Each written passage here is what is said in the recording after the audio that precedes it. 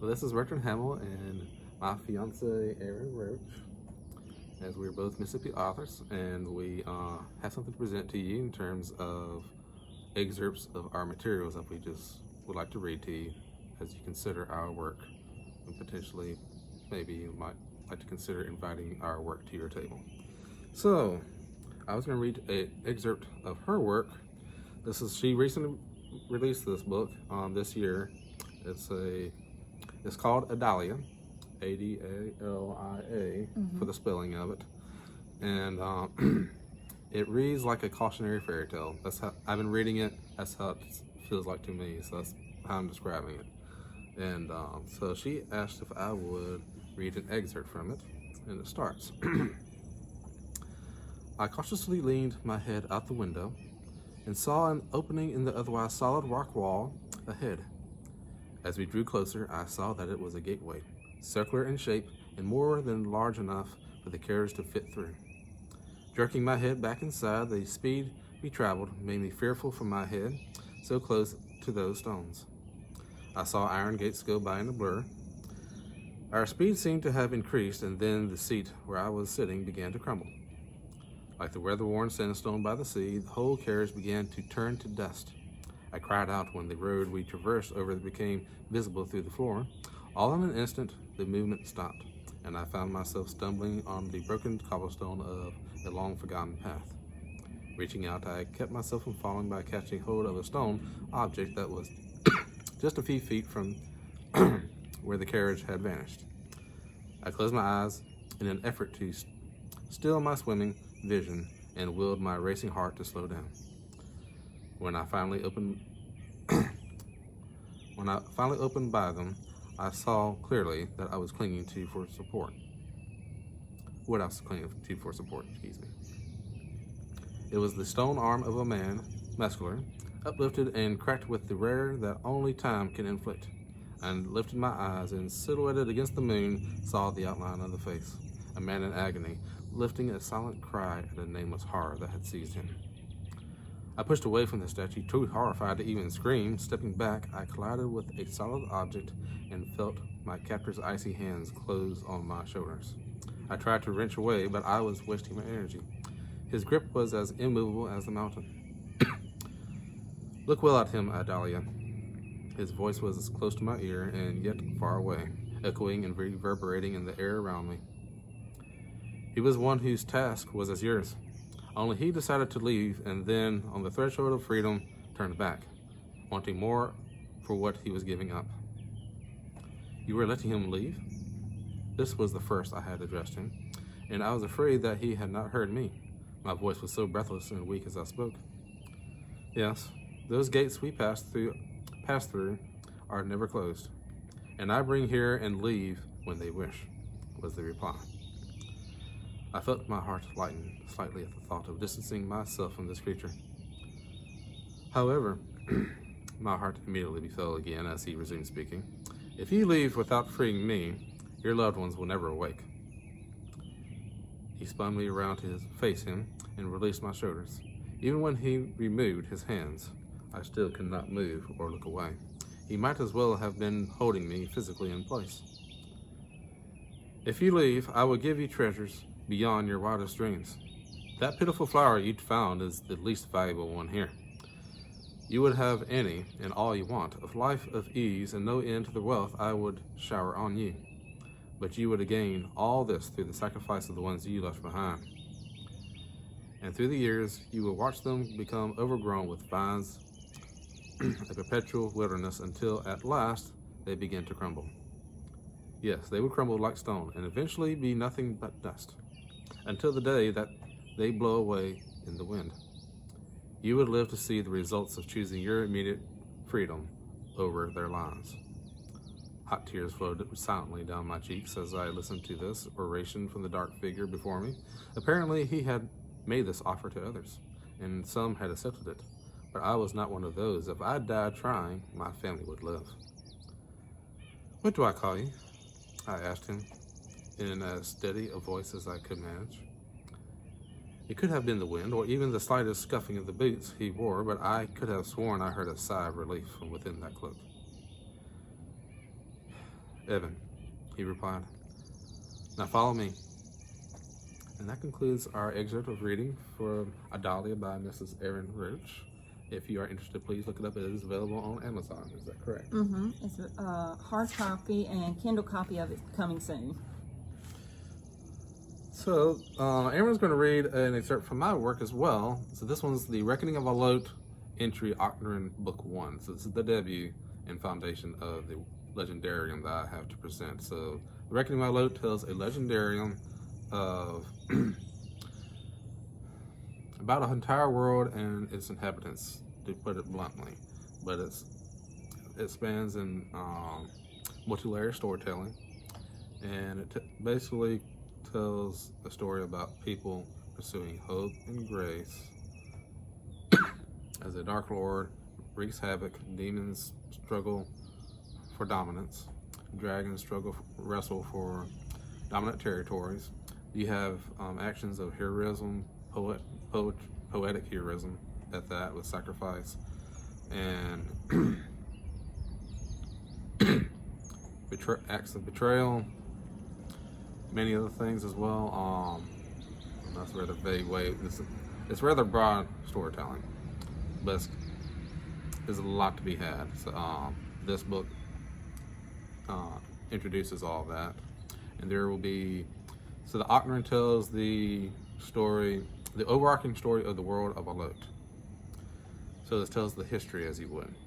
And coming soon, hopefully as soon as this year, I'll have some Tilphrays I'll be releasing, as Tilphrays are the second layer of the book, as they will tell stories, legends, poetry, and song. And that all takes place within the time frame of the Ocnarin. So while the Ocnarin tells the history, the Tilphrays tell the legends, as you would. So it gives you a much more intimate view of this world. So while one tells the story of the world, the other tells the story of the people and more close-up view of things in it. So anyway, with that, I'll let Erin read or do what she wants to do, or anything she has to say, for that matter. Well, I'm glad to be on here, glad to be a part of this, and his book is brilliant. I have read it, and it amazed me, the world that he created and the people and beings he came up with. So yeah, definitely fantasy, right along those lines. Lord of the Rings, Silmarillion. I would definitely, if you love those, you will love this book. But I am going to read a section that he actually wrote after we met, and it's similar to our relationship, our love story, concerning Sivan and Irinael. And when they, excuse me, go to, well, I won't spoil it. I will start reading. Then the company eventually found it, Drelukir's sanctum, where he mounted himself upon a great rock beset and crested of elam and bright jewels. And the layout of the chamber was beset with gold, as he prepared it himself. While Sivan had always marveled at his father's fashionable smithwork, he now beheld in awe the smithwork of dragons. Well managed, O mortal, to evade my folk, let alone my guards, Drelukir stated calmly, for he was aware of them. Cowardly was it to need the help of a Legnai to approach me, yet more cowardice still to bring the one you love here in my immediate reach. The Drac never moved as his lubrous thought to afford Sivan his time to assess his situation. Lo, the great serpent went on, that you managed to defeat the wretch of the Lacti, all the while you couldn't manage without the aid of an Elaine to secure your freedom, and the help of the silver wolf to secure life. For Trihemund was the true threat, was he not? While you yourself murdered a child. And yet his words continued to ramble in attacking the ally, and he would twist truth with lie. Your love for her, that Elaine, is as treacherous as the ally you are that betrayed your father and mother. The serpent paused, for every lie as it took hold of the Elaia mind brought darkness to the sanctum. Sivan's mind was caught in a fixed and cursed look, as though he were physically unable to move with his hypnotized attention. for the lie was caught in the words of half-truths. You still see him, don't you? The entwining of my servant and the screams he engulfed. Yea, what a fate your mother, Carafin, must have suffered in your absence. And what of the wolf who might still be here if not for your failures? Where your sires, even Sarek, fared better. Though the darkness grew as the words of the serpent touched Sivan, the ally remembered the grace of Avar, and so in answer he drew out Therasil. The sword of truth shined brightly with a white flame that enveloped its blade. So Sivan cut through the darkness in the sanctum that Drelokar enveloped about him. The Drakith was taken aback then, and in turn the serpent was ready to lash out the ally in the might of his fury. But then Drelokar's attention was drawn elsewhere, for a new light appeared in his beloved sanctum, because Erenael held aloft a rose of pure gold to which he was brought to a state of calm, his eyes never leaving the light, and his proud form for the first time bowed to the floor. The great serpent took his turn to be hypnotized like a cobra that is charmed with the eyes of Eli. And it seemed to Sivan like a great colossal beast laid down in obedience before a princess, as if he were a dog bowed to the ground before a young lassie that tamed it. Then Erenael looked into the golden rose in retrospect of the great serpent, as many truths were unveiled. She sung then as she looked from the rose to Drelokar, where her words told him his own story, his own past. By singing the words of Avar, the past was unveiled by the rose in vision as all truth of the Drakith was projected, sung, and told. For the word of Avar bears record of time and the life of all living things, and they that love darkness hate light, lest their own actions be exposed. So the Drakith was pierced to the heart by the truth of him, and in his malice he broke out of his entrancement, when then Drelokar lunged out for Erenael in his complete fury. Yet his eyes could not tear away from the rose to remove his focus from it.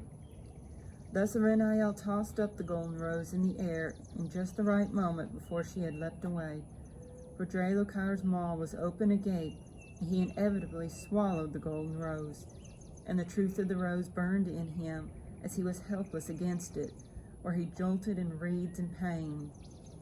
Sivan had the window of opportunity, where he found the Drakith king's heart, and pierced it with Therasil to its hilt, to then be withdrawn just as easily against the force of the dragon's weight. For Therasil cut the scales like they were mere flakes of flesh. And that's just a portion of it. There's so much in here that I believe everyone would really enjoy. So we would have had a physical copy of her book to read as well, but she got it from home. I did. So she was able to pull out the manuscript on her phone, where I was able to read it from there. So, but I did like it. anywho, so we don't have the cover to show here, but I'll probably get you to give me a picture of the cover, where I can actually attach that to this video for you to see as Absolutely, well. I So, get that. but these books are available on Amazon, and if you find them at all interesting, then please, by your own satisfaction, look them up.